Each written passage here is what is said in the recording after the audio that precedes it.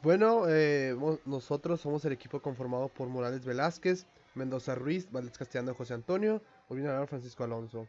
Vamos a estar hablando de la tarea 4.1, que son los pulsadores de CD a CD.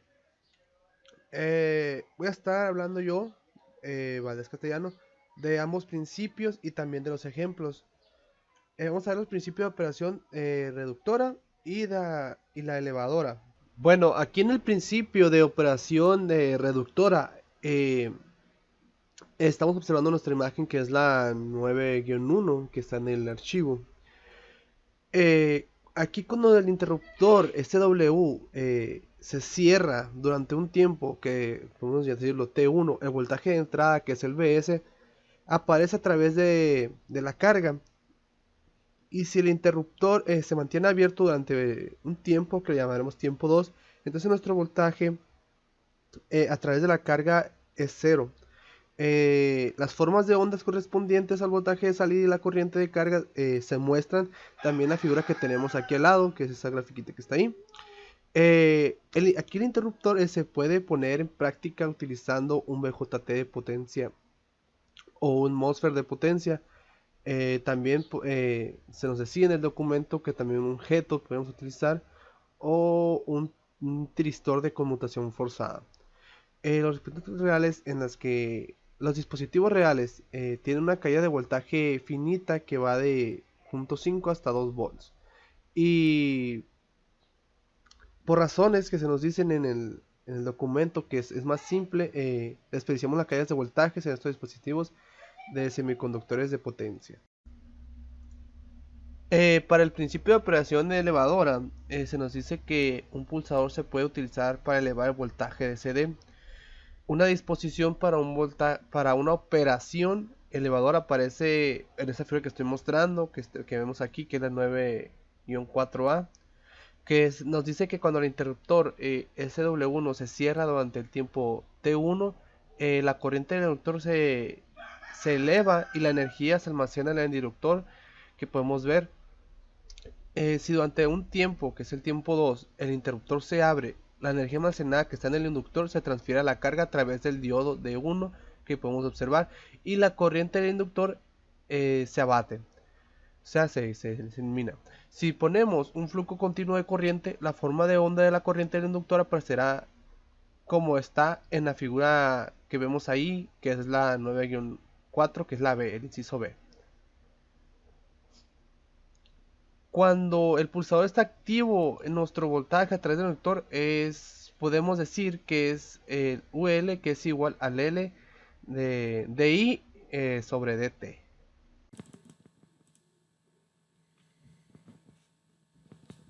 Yo voy a explicar los parámetros de rendimiento, que pues son las características con las que tenemos que lidiar por las mismas especificaciones de los componentes y el modo que tienen de actuar estos. Un ejemplo de esto serían el tiempo mínimo para activarse, que esto hace que se sujete el ciclo de trabajo a un valor mínimo de K y uno máximo. Mm, Esto debido pues al tiempo mínimo para activarse, que tiene por defecto un componente por características físicas de naturaleza físicas, que pues no pueden controlarse, sino que siempre van a ir ahí implícitas en el componente. También el voltaje mínimo y máximo de salida queda limitado, y la frecuencia también, pues, debido a los tiempos de activación. Entonces dice aquí que se puede observar ese comportamiento en la ecuación 920, que es la que está ahí abajo, que dice que la corriente de componente ondulatoria de la carga depende es igual al voltaje entre 4 frecuencia por L, por inductancia.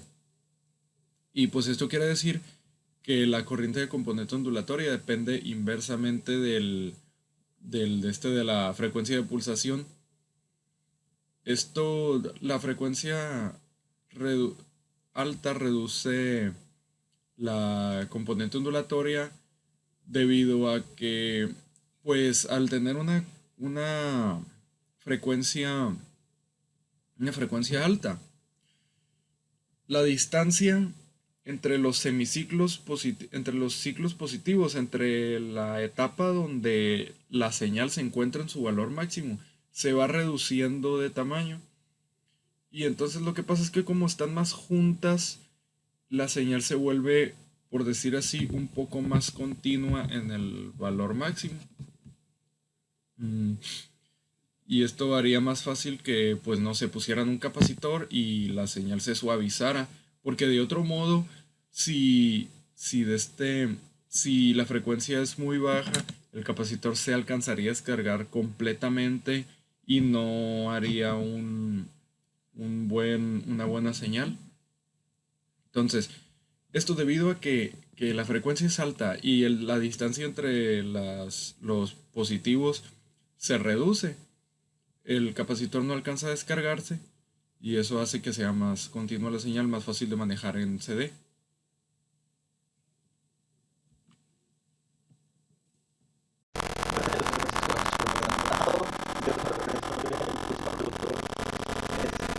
Con una carga real, que un pulsador reductor es básicamente lo que se dijo anteriormente, que es un circuito que controla un voltaje corriente DC y lo que hace es nada más reducir lo que vendría a ser la corriente, ¿no? Dividirlo y darle un valor diferente dependiendo de el valor de la resistencia.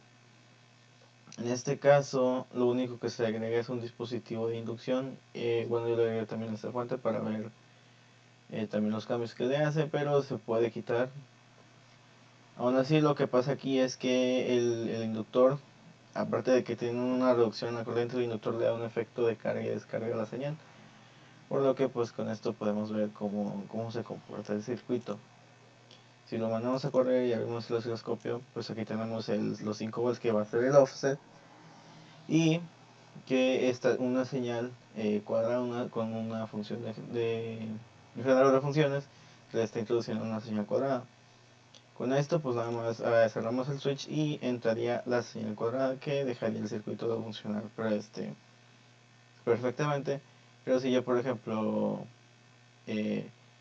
cierro la señal, abro el circuito, perdón, si se fijan hay aquí un punto como de una rampa en la señal,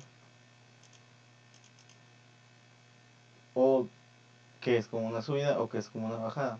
Ese es el efecto que le da el inductor a la señal de la salida, que depende totalmente de qué es lo que se haga, ¿no? En el momento en el que se haga ver, ya sea una subida o una bajada,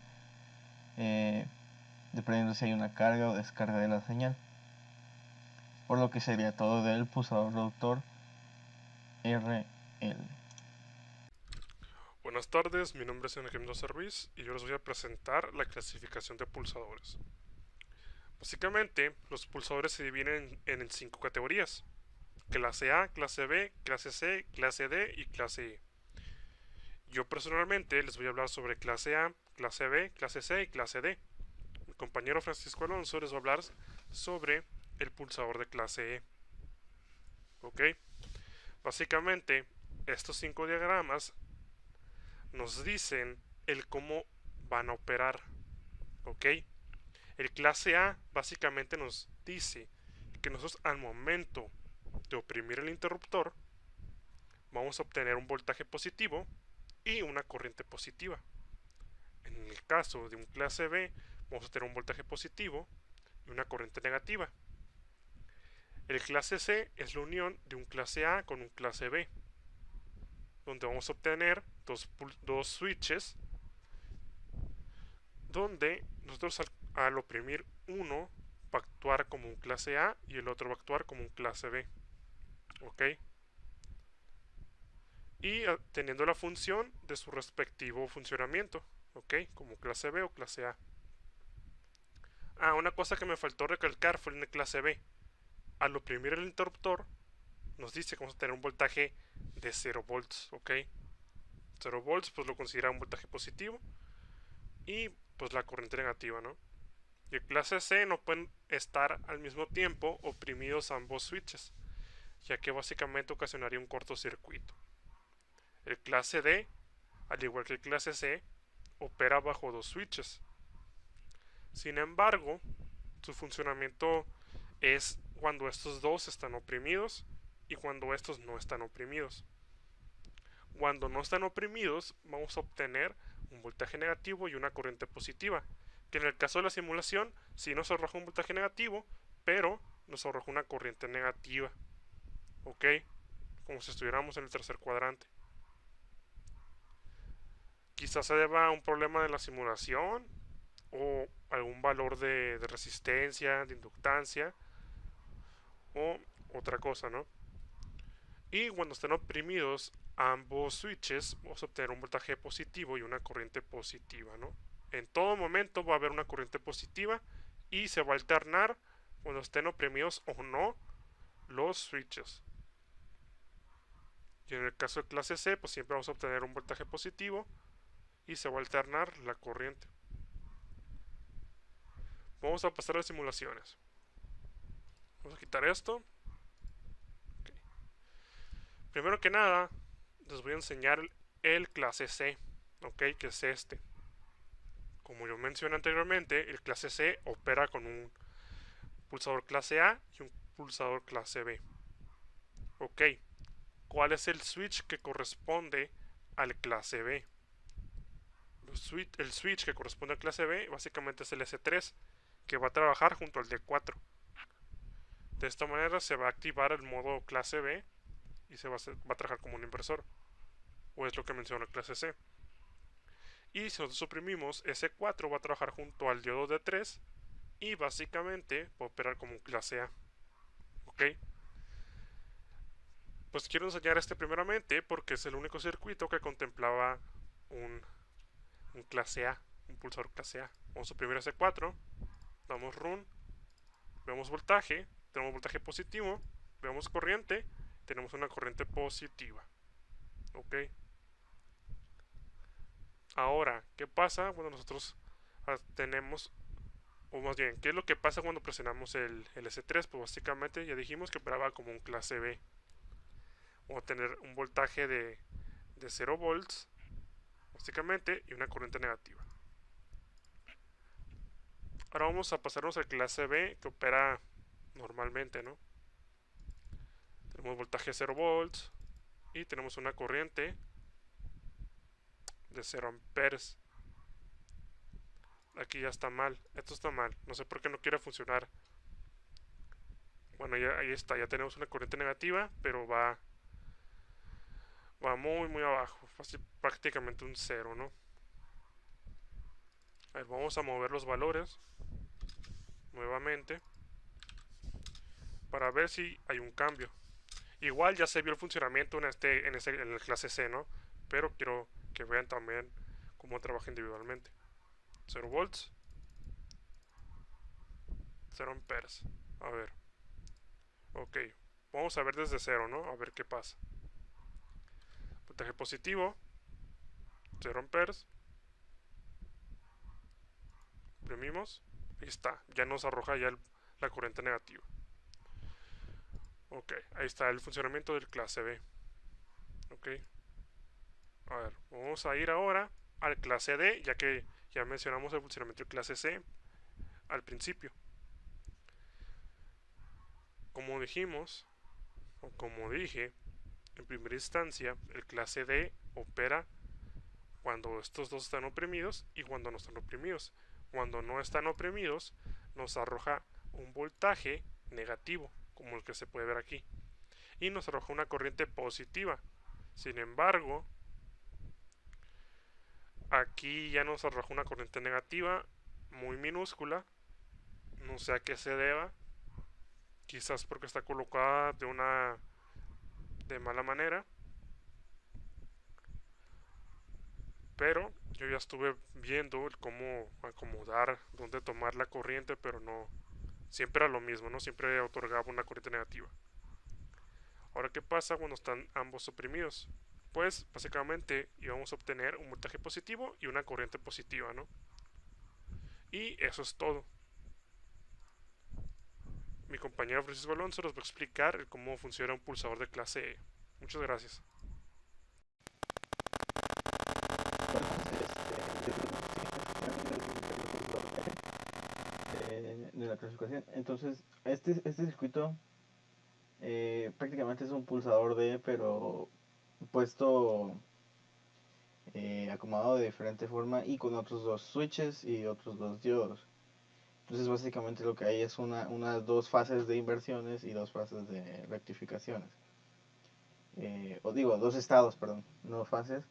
Y lo que se hace pues es dependiendo de la combinación de switches que se tenga, tenemos una o la otra. En este caso, por ejemplo, si pudiéndolo simular, tenemos el S1 y el S4 y abrimos la señal, vamos a tener la señal totalmente igual a la entrada, que son 12 volts. Aquí está la escala y acá está el voltaje, pues son 12 volts, está totalmente normal.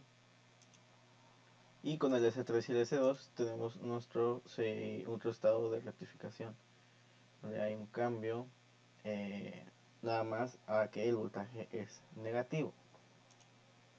Aquí este es otro que se le dice que es un estado de inversión, y aquí hay otro que este básicamente divide el voltaje dependiendo de cómo es que entra, divide el voltaje y solo deja pasar la mitad.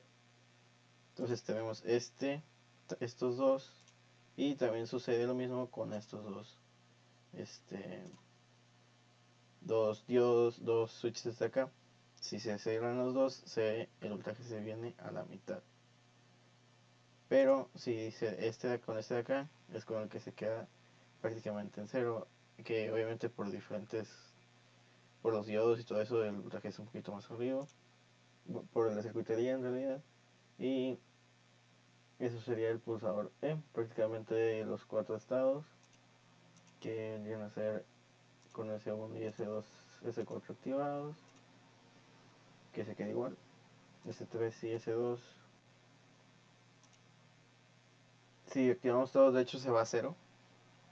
Y S3 y S2 tenemos el negativo, y pues estos estados que están básicamente a la mitad el voltaje.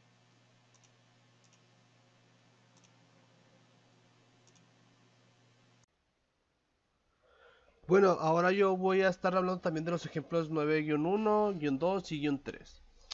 Para el problema 1 tenemos una carga resistiva de 10 ohms y un voltaje de entrada de 220. Se dice que cuando el interruptor pulsador se mantiene activo, su caída de voltaje, que en este caso es VCH, es igual a 2 volts, y la frecuencia de pulsación es igual a 1 kHz, que es una F, ¿no? Y nos dice, si el ciclo de trabajo es de 50%, determinemos varios incisos: voltaje promedio, voltaje RMS de salida, la eficiencia del pulsador, la resistencia efectiva de entrada, y el valor de RMS de la componente fundamental de voltaje. Bueno, para el inciso A, se define a partir de la ecuación 9-1 que está por aquí.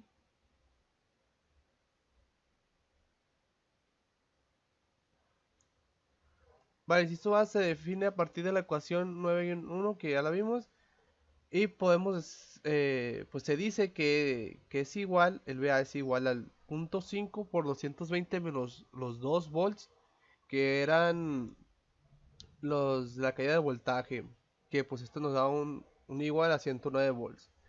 Ahora de la ecuación 9-2, el V0 es la raíz de 0.5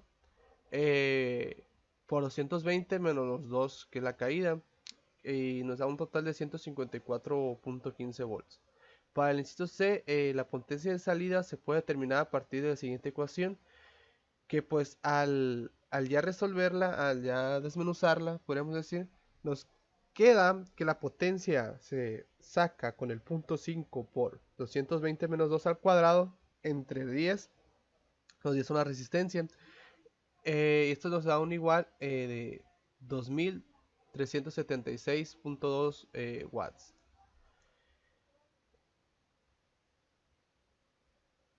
Ahora la potencia de entrada del pulsador se puede determinar a partir de... Es parecida a lo de arriba, sin embargo, pues aquí vamos a cambiar lo que es el principio de la integral.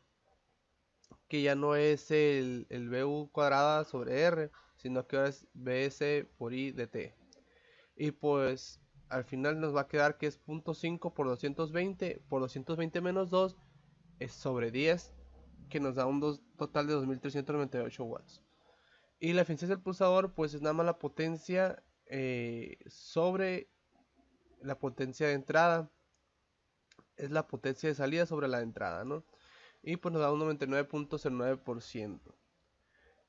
El inciso D es muy facilito, nada más podemos poner la resistencia sobre el punto 5, que nos da un total de 20 ohms.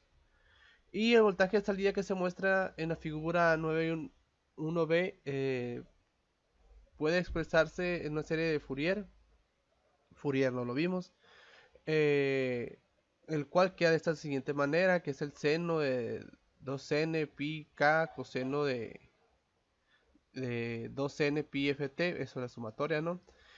Y pues eso es desmenuzarlo y a sacar todo esto, los componentes fundamental para n y la armónica del voltaje, pues podemos decir que el valor RMS es igual al 140.06 sobre la raíz de 2. Recordemos que este es el 2 del mismo de ahorita que utilizábamos, que es la caída de voltaje, y pues nos da un 99.04 volts.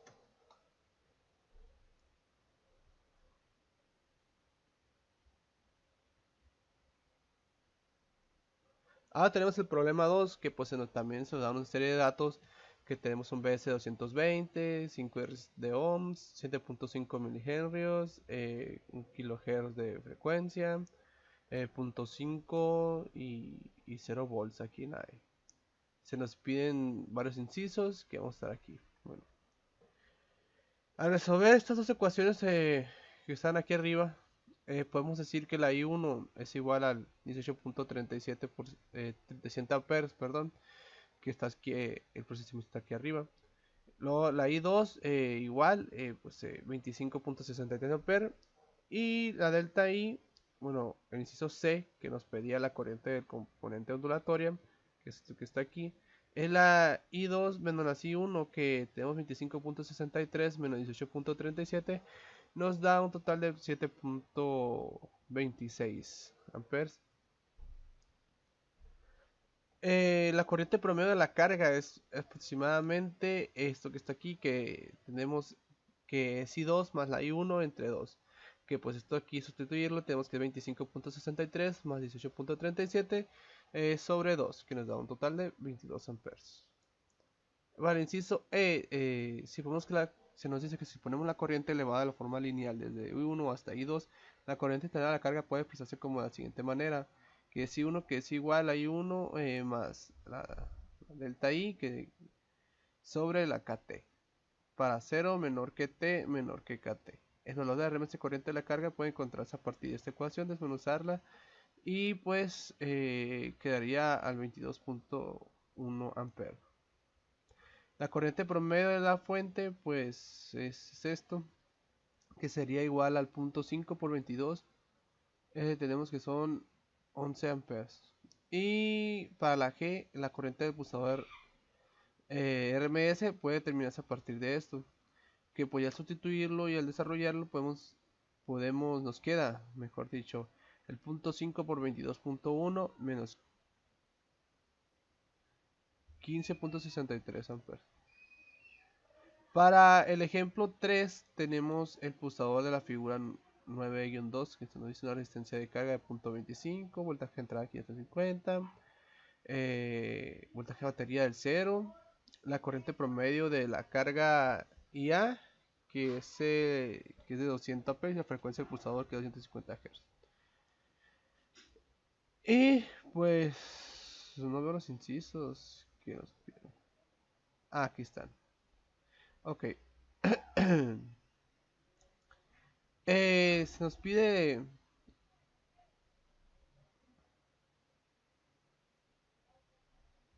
bueno, si la corriente de carga se supone levantarse linealmente de uno, creo que dice, bueno, tenemos esto de aquí, KT y DI, que es la armónica, y bueno, tenemos que es el BS de 1 menos K sobre L por KT. Para las peores condiciones de componentes ondulatoria tenemos que se nos da esto. Esto nos da un resultado, el resultado de K, que pues podemos utilizarlo aquí para poder sacar el valor requerido de la inductancia, que es igual al 20 por la L, que esto es igual al 550 por 1 menos el 0.5, que va a quedar 0.5. Como ahí está, 0.5 por 0.004, y el valor requerido de la inductancia pues es básicamente de 27.5 milihenrios.